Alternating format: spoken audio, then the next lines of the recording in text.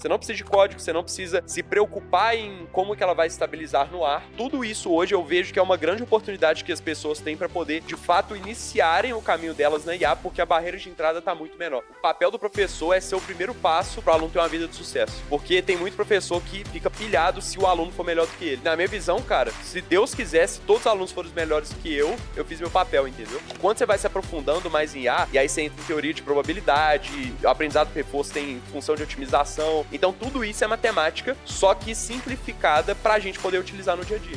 ChatGPT é matemática. Muita matemática por trás. Só que a gente não sabe. Nem sempre tu trabalhou com inteligência artificial, né? Não, tem um passado obscuro. Conta aí o passado obscuro. Meu passado obscuro é na... Fala, pessoal, sejam muito bem-vindos. Mais um podcast aí do Grupo Libertas, né? Temos aí um novo formato. Nosso foco é sempre trazer um entretenimento e um conteúdo de qualidade. E nós temos uma novidade, né? Nós estamos aqui com o Anwar, que é o novo expert do Grupo Libertas, né? Já foi anunciado aí nas nossas redes sociais, mas muita gente talvez ainda não saiba.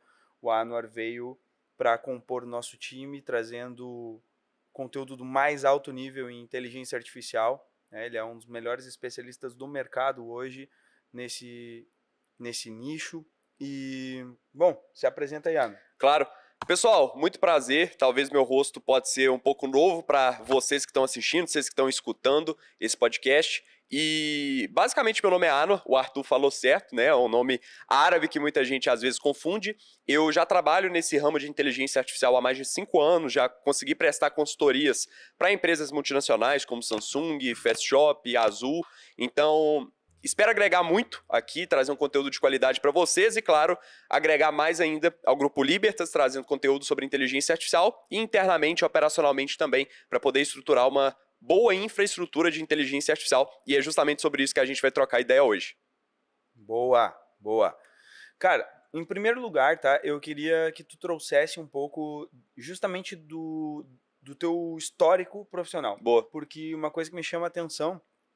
Hoje nós atuamos no mercado de infoprodutos, né? Uhum. E esse mercado de infoprodutos ele tem uma característica que normalmente, né, os profissionais, por exemplo, de inteligência artificial, eles nasceram dentro do mercado de infoprodutos. Boa. E eles trabalham focados só em infoprodutos. Boa. E isso é uma coisa que você é diferente. Sim. Não funciona do mesmo jeito contigo, né? Eu então, cheguei meio que por outro caminho, né? Isso, traz essa história, só para contextualizar aqui.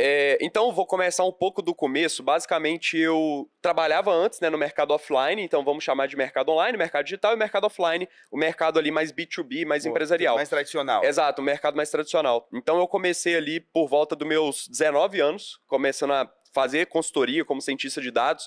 Então, eu já prestava consultoria na parte de inteligência artificial, de machine learning. Caraca, com 19 anos? Com 19 anos eu comecei. Eu entrei na faculdade, aí depois de 3 meses que eu entrei, já teve a primeira competição de programação, que a gente chama de hackathon. E aí, quem sediou esse hackathon foi uma empresa tipo de Minas, conhecida, inclusive, do ramo de tecnologia, e eu ganhei o hackathon. Fiquei em primeiro lugar na competição de programação, já programava antes, e eles me chamaram para estagiar. Só que 3 meses depois também, esse número de 3 meses sempre é bem recorrente na minha vida. Eu até brinco com isso, mas depois de 3 meses que eu comecei a estagiar, recebi uma outra oferta para poder não estagiar, mas já entrar com um cargo bem maior numa empresa de consultoria. E nessa empresa de consultoria que eu fui atendendo a Samsung, a Fast Shop, a Azul, e beleza, tava ali trabalhando, show de bola, já postava bastante no LinkedIn, bastante gente me procurava por lá, eu era bastante ativo, fazia muito post técnico, e com esses posts muita gente acabou vindo até mim procurando por uma mentoria, alguma coisa nesse sentido, só que não era comum, né? E talvez mentoria para quem tá no mercado digital é uma coisa, mentoria é desse formato, você entrega assim, assado, só que eu não sabia como é que funcionava. Então eu lembro que eu cobrei, tipo assim, um acompanhamento de umas 2 semanas, eu lembro até hoje o nome da pessoa, chama Natália, eu cobrei acho que R$300 para poder acompanhar por 2 meses, entendeu? Foi um negócio, tipo assim, eu falei, cara, vou só falar sobre o que eu sei aqui para as pessoas, vou ganhar R$300 e para mim tá de boa. Aí depois eu pesquisei como dar uma mentoria, acabei chegando também no mercado digital, então vi ali sobre a Betina, vi sobre o Ícaro, então vi sobre muita gente do mercado digital, e aí eu falei, tá, tenho que estudar isso aqui agora. Então o caminho foi meio que tanto esse, porque a galera começou a me procurar, quanto também nessa questão de, beleza, como que eu posso comunicar o que eu sei para mais pessoas, que eu gosto muito de ensinar. Então acabou meio que chegando nesse sentido aí. Que massa, muito bom. E tem outra coisa, né, que eu acho que talvez esteja relacionada com isso, então, que tu traz sempre, que é a questão de uma abordagem de inteligência artificial Isso. focada em resultados, né? Não... Exato. Exatamente, porque eu sempre fui acostumado com isso lá no B2B, né? Porque se lá você não provasse que a sua solução, tipo, trouxe um bom resultado para a empresa, para que você estava lá? Você era um funcionário, você deveria dar resultado, então como o meu papel era trabalhar com a inteligência artificial e aumentar operacionalmente o resultado que a gente tinha, seja reduzindo o custo ou seja aumentando a margem da empresa, se eu não fizesse isso, eu não estava cumprindo com o meu papel, logo eu era demitido. Então eu sempre tive esse foco em, tá, a inteligência artificial é uma ferramenta que eu vou usar para poder gerar resultado para o negócio. Então se eu chegasse lá na Samsung e gerasse um vídeo aleatório, tipo usando VL3, tipo, cara, no outro dia o cara ia rir, provavelmente, ia falar, pô, legal o seu vídeo, mas até mais, né? Você não vai estar mais aqui, porque como que você gera resultado com isso? Então eu fui meio que acostumado, com base no meu histórico, a gerar mais resultado com esse tipo de ferramenta, entendeu? A sempre pensar nessa linha de gerar mais resultado. E quando você chegou aqui no mercado de infoprodutos, né? E você viu os especialistas que tem no Uhum. mercado em inteligência Tá. artificial, né, os profissionais de IA desse nosso mercado. Qual que foi a sua percepção inicial? Eu sempre fui acostumado a olhar o LinkedIn da pessoa. Então, a primeira coisa, beleza, eu vi um fulano falando sobre inteligência artificial. Procurei a pessoa, o currículo dela, porque eu sou acostumado a fazer isso, né? No mercado B2B todo mundo faz isso. Então, fui ver o LinkedIn. Só que no LinkedIn o cara era até, tipo, um ano atrás, por exemplo, copywriter, e hoje é especialista em inteligência artificial. Eu falo, uai, tem um trem muito errado. Ou eu tô estudando devagar, ou essa galera tá colocando, tipo assim, foda-se. Entendeu? Eles estão trazendo que é especialista em IA sem saber nada do assunto. E aí eu fui vendo, fui aprofundando um pouco mais no assunto e, de fato, as pessoas se intitulam especialistas em IA sem ao menos saber o que é IA.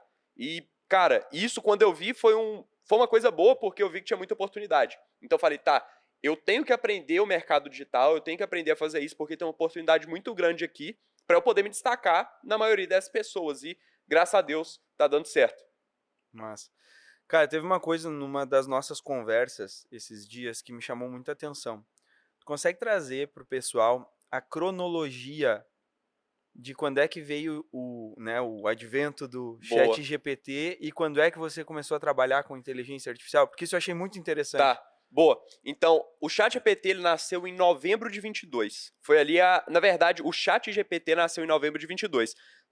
Só que ele era na versão 3.5 do GPT. O Uhum, GPT-1 foi lançado em 2018.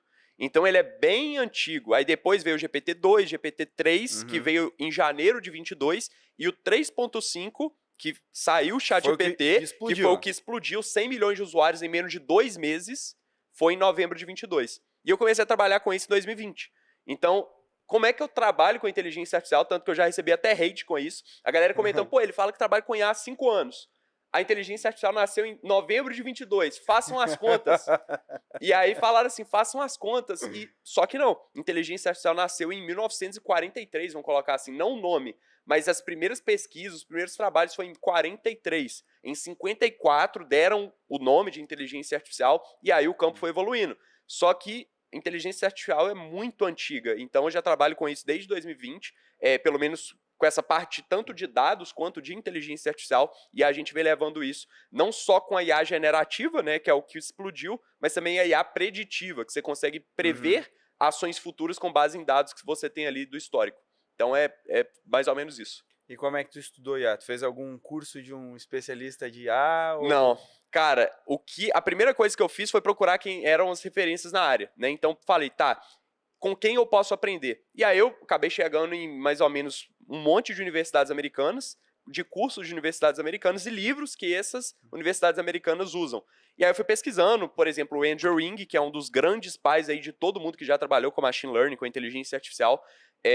Acabei assistindo todos os cursos dele, de machine learning, de inteligência artificial, e comprei alguns livros também para poder ler. Só que uma coisa que eu acho muito importante é a gente ter alguém de referência que já trabalha na área, que tem experiência comprovada na área para poder ter ali um acompanhamento próximo dessa pessoa. Então, a minha referência nesse caso foi o Andrew, que é um cara mundialmente reconhecido no ramo de machine learning. Aí foi com isso, com os cursos dele, e também com alguns livros ali da área que ele também recomendava. Você foi pelo caminho difícil. Fui pelo caminho difícil.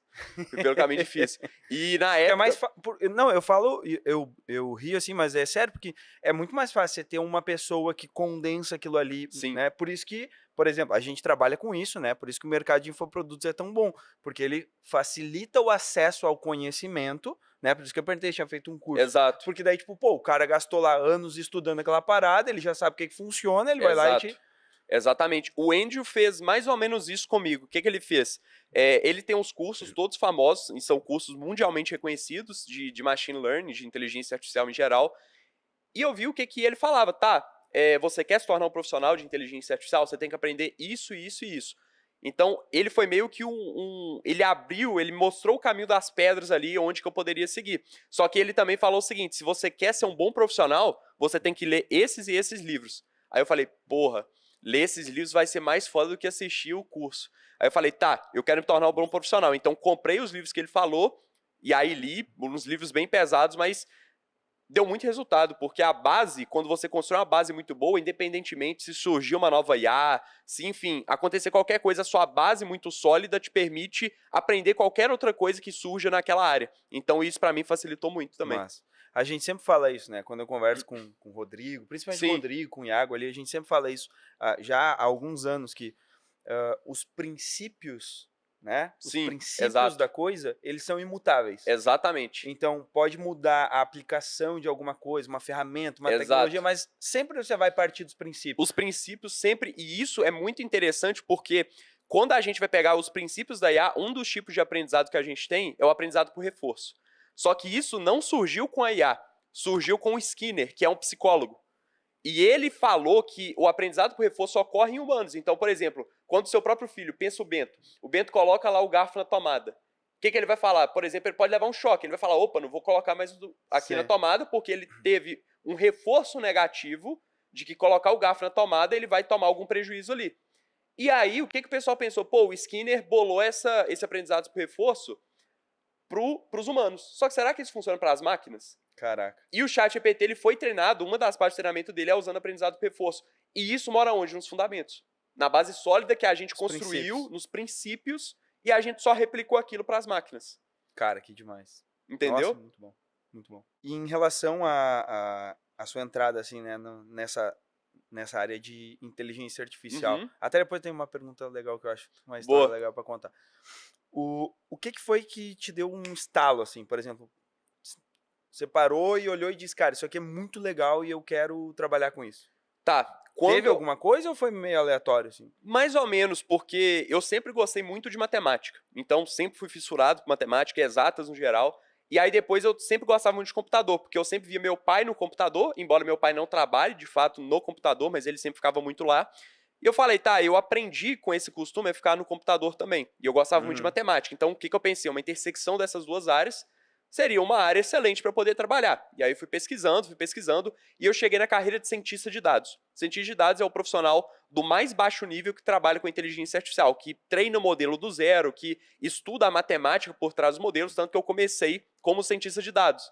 Entendeu? Então eu falei, tá, se eu juntar essas duas áreas, eu vou ser muito feliz trabalhando. E de fato, a inteligência artificial nada mais é do que um monte de função matemática por trás dos panos, e que a gente usa, por exemplo, o ChatGPT hoje.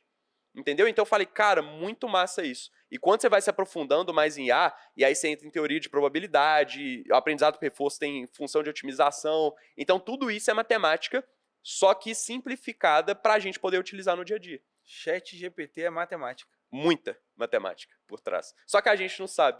Caraca. Isso é massa, né? Porque você vê, tá, ele vai gerando as palavras para você, só que como que ele gera essas palavras? E o ChatGPT não enxerga nenhuma das palavras, ele não sabe o que significa nada, ele só vê número, velho. Ele só enxerga número ali. E ele vai te falando, tá, com base nesses números, esse número é o próximo mais provável de vir. Só que o número, na verdade, é uma palavra. Cara, que... É uma viagem. É uma viagem. Conversa de maluco isso aí, cara. É uma viagem. Caraca. E aproveitando o gancho, né, eu lembrei, nem sempre tu trabalhou com inteligência artificial, né? Não. Tem um passado obscuro. Qual? Conta aí o passado obscuro. Meu passado obscuro é na música eletrônica. Música eletrônica, já fiz bastante música eletrônica, tem algumas músicas eletrônicas no... Não só música eletrônica, tá? Já produzi um monte de música, já vendi direito autoral de música também. Pô, essa eu não sabia, mano. Já trabalhei, tem uma... É meio que uma área, chama Ghost Producer, você é o produtor fantasma. Então você produz a música em algum software e você vende o direito pra outro artista poder utilizar no nome dele. Caraca, Entendeu? tu já fez isso? Já vendeu pra alguém famoso? Famoso, não. Não vou mentir. Famoso assim, não. Mas a que mais bateu visualizações, vamos colocar tipo 5 milhões. Que eu vendi. Porra, tu fez a música... Aí você vende a música, o direito autoral dela, e a pessoa pode utilizar. Tanto que vários artistas famosos hoje, eu não vou citar nomes, mas vários artistas famosos já meio que vazou que várias músicas que explodiram foram feitas por Ghost Producers. Vários DJs muito famosos. Pô, tá aí um negócio que nunca eu ia imaginar. Então, e eu fazia isso, só que eu fiz isso depois de ter feito outra coisa que é mais obscura ainda, que é meme. Então eu produzi meme também. Já trabalhei fazendo meme, acho que foi meu primeiro emprego assim, foi produzindo meme. Eu sempre gostava muito fuçado, tipo eu usava o Sony Vegas na época, que era o software de edição de vídeo, aprendi Photoshop na época e fui fazendo meme. E aí eu comecei a postar por conta própria, e depois uma página grande falou, pô, vamos fazer meme junto aí? Falei, bora. E aí eu comecei a trabalhar fazendo meme. Fazendo meme. Quanto tempo trabalhou com isso? 6 meses, 1 ano, por aí. Pô, foi tempo fazendo meme. Foi um tempo. Mas eu fazia por diversão, velho. Era moleque, né? Mas tirava uma grana aí? 15 anos, mano. Tinha, sei lá, uns 400 reais por mês, alguma coisa assim, 300 reais por mês. Fazendo meme, Então eu chegava da escola, sentava no computador e começava a fazer meme ali. Aí depois fui pra música, por quê? A música foi uma consequência de fazer meme. Porque começou a vir uns memes musicais. E aí eu tive que aprender algum software pra poder fazer os memes musicais. E aí, tanto que até uma pessoa que chegou a virar sócia minha, um grande amigo meu, ele me ensinou a fazer esses memes musicais. Só que eu gostava muito de música eletrônica, eu gosto até hoje. E aí eu comecei a tirar proveito disso. Então eu falei, tá, não vou fazer só meme, vou fazer música também. E aí foi meio que uma coisa levando a outra. E teve um caso interessante. Já fiz um modelo de machine learning onde eu tinha que utilizar áudio, fazer tratamento de áudio. Então, acabou aproveitando um conhecimento que eu tive quando estudei mixagem, masterização, para poder fazer um modelo que classificava se um determinado áudio era um latido ou um miado, por exemplo, para fazer essa classificação. Então, um modelo de machine learning treinado em cima de áudios. Caramba. Entendeu? Que a gente aproveita mais o conhecimento. Então, é uma coisa que eu acho até muito interessante, sempre aconteceu muito na minha vida, que é, às vezes a gente não espera que um conhecimento que a gente tem, ele pode ser reaproveitado e ele vai ser reaproveitado no futuro em qualquer área que você esteja. Tanto que é uma dificuldade que muita gente fica pensando, fala, pô, eu trabalho com contabilidade. Será que eu posso entrar na área, por exemplo, de inteligência artificial, de infoproduto? Como que eu consigo levar o meu conhecimento para essas áreas? E com certeza vai ser reaproveitado em algum momento. Entendeu? Tanto que comigo já aconteceu um monte de vezes isso. Aí você falou, né, de machine learning. O pessoal hoje em dia utiliza muito ferramenta de no-code, low-code, né? E você ensina isso, né, para os seus alunos, mas não só isso, né? Você também, não só isso. Você veio da programação, exato. Né? É IA na unha. Exatamente. Ali. Isso. E, por exemplo, assim, como que você enxerga hoje a necessidade, né, de programação nessa produção de soluções em IA? Não vamos falar em desenvolver IA, né? Porque é uma coisa mais complexa, mas soluções com IA. Até que nível que vai hoje no nosso mercado de infoprodutos? Tem muito infoprodutor que de repente está assistindo. Sim. No nosso mercado de infoprodutos, até que nível que o cara consegue resolver problemas utilizando ferramentas de no-code, low-code? Sem precisar aprender Python, por exemplo. 90% dos problemas hoje, eles podem ser resolvidos com no-code. É mesmo? 90%, porque a não ser que você queira fazer um SaaS, então você quer desenvolver um SaaS aí, provavelmente ou você vai ter que contratar algum programador, ou você vai ter que ter algum programador na sua equipe. Porque para ele se tornar mais escalável, para ele não der bug em produção, até mesmo para questão de equity. Então é muito valorizado aquele conhecimento que está embutido ali naquele código. Tudo isso tem valor quando você vai vender algum software. Só que quando a gente está falando, por exemplo, de desenvolver solução internamente, até o que a gente está fazendo aqui no Grupo Libertas também, 90% a gente faz, 99% a gente está fazendo sem código algum. Por quê? Primeiro que a barreira de entrada é muito baixa. Quando a gente quer contratar alguma nova pessoa para poder desenvolver, ou a gente quer ensinar alguém, para poder desenvolver também, a barreira de entrada é muito baixa. O tempo que ela levaria aprendendo programação, o tempo que ela levaria aprendendo a subir todo esse código na nuvem, que entra uma parte mais de DevOps também. Então não é só aprender a programar Python, por exemplo. Você tem que aprender vários conceitos dentro da programação para poder subir uma aplicação no ar e mantê-la no ar. Só que as próprias ferramentas no code hoje, elas já simplificam tudo isso. Sim. Então, você não precisa de código, você não precisa se preocupar em como que ela vai estabilizar no ar, funcionando, né, nativamente. Já está tudo feito. É só você, de fato, construir a lógica que já está tudo feito. Então, hoje, por exemplo, para poder, em atuação de vendas, hoje 100% no code, para poder otimizar, por exemplo, gestão de tarefas internas também, solução no code com IA. Então, tudo isso hoje eu vejo que é uma grande oportunidade que as pessoas têm para poder, de fato, iniciarem o caminho delas na IA, porque a barreira de entrada está muito menor. De desenvolvimento de solução, principalmente, né, usando IA generativa. Pô, e não tem nenhum demérito nisso, né? Nenhum. As pessoas às vezes acham que, né, às vezes pode ter algum olhar pejorativo, mas não é uma solução com IA porque você está fazendo no N8N, no N8N lá. E não tem nenhum demérito nisso, né? Nós hoje no Grupo Libertas utilizamos majoritariamente, a gente tem um SaaS que está em desenvolvimento, que daí obviamente, né, programação. É programação. Temos uma equipe ali de dev, né, engenheiros de prompt e tudo, mas a maioria das soluções internas a gente desenvolve com no-code, low-code, justamente porque aí eu acho que é o seu grande diferencial, na minha opinião, que desde que eu conheci o teu trabalho, eu achei muito interessante, que cara, é focar em resultado, não em parecer parecer avançado, parecer intelectualizado. Exatamente. Então, todos os conceitos, pelo menos, que eu aprendi de machine learning, etc., não vale a pena hoje eu bater o pé no chão e falar, cara, eu não vou usar no-code porque eu não vou aproveitar todo o conhecimento que eu estudei. Mas beleza, qual que é a dor que a empresa está hoje? Como que a gente consegue resolver da melhor maneira possível, mais rápido possível, e que pessoas consigam manter rodando essa solução, e isso é muito importante ao longo do tempo. Então, quando eu, por exemplo, eu poderia chegar e construir tudo em código. Vamos supor, quem que vai manter isso? Qual que seria o custo de contratar desenvolvedores para poder manter a solução rodando? Então, não é só focar na tecnologia em si só. Sim. É focar também no resultado que ela vai gerar, em como que a gente consegue sustentar esse resultado e sempre bater na tecla de, igual você falou, gerar resultado ali para a empresa. Entendeu? Independentemente de usar N8N, usar Python, usar, enfim, o que for, make, mas dá resultado. É basicamente isso. Boa. E o que um profissional que está trabalhando ou aprendendo a trabalhar com inteligência artificial, né?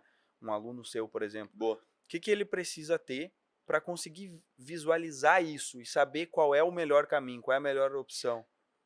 Para poder diferenciar, a pessoa tem que saber os dois lados, né? Porque se ela só souber um lado, ela sempre vai ser o melhor lado, aquele que ela sabe. Então, a primeira coisa seria saber os dois lados para poder diferenciar muito bem. Só que eu nem acho que é necessário essa diferenciação no início, porque hoje a maioria das empresas, tanto que no tamanho que o Grupo Libertas a gente majoritariamente está usando soluções no-code. Então, quaisquer outras empresas que meus alunos, por exemplo, qualquer outra pessoa que vende solução de IA for atender, provavelmente também vai atender usando soluções no-code. Entendi. E com a barreira de entrada menor também, eu sempre recomendo começar pelo no-code e aprender, claro, os fundamentos da inteligência artificial, que isso a galera vai levar para toda a vida, seja usando código, seja usando tipo no-code. Só que aprender os fundamentos e gerar valor ali pro negócio, seja lá usando qual ferramenta for, entendeu? Por que eu ensino no-code? Justamente por isso, barreira de entrada menor, vai conseguir aprender mais rápido e aplicar mais rápido ali na empresa da pessoa, entendeu? Entendi, perfeito.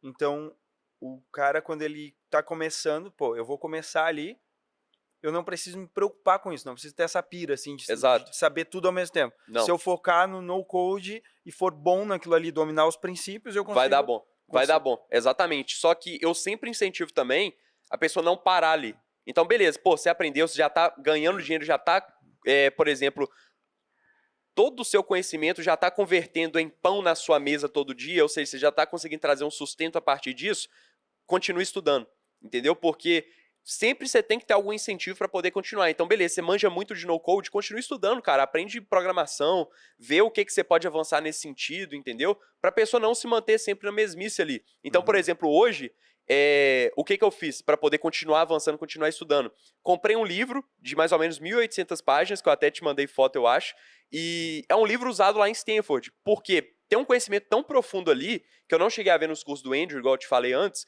mas que eu preciso de alguma motivação, velho, pra continuar estudando, entendeu? Porque eu estudei no-code, estudei programação, o que eu posso aprender mais, entendeu? Pra não continuar parado. Posso aprender mais sobre negócios, posso aprender mais sobre a área técnica do que eu tô. Então, a gente sempre tem que ter alguma coisa pra poder correr atrás, pelo menos na minha visão, em questão de estudos. E isso eu valorizo muito, entendeu? Sempre continuar estudando, sempre buscando ali o próximo passo, avançando degrau a degrau, pra poder chegar no mais alto nível daquilo que você tá fazendo e que você se propôs a fazer, né?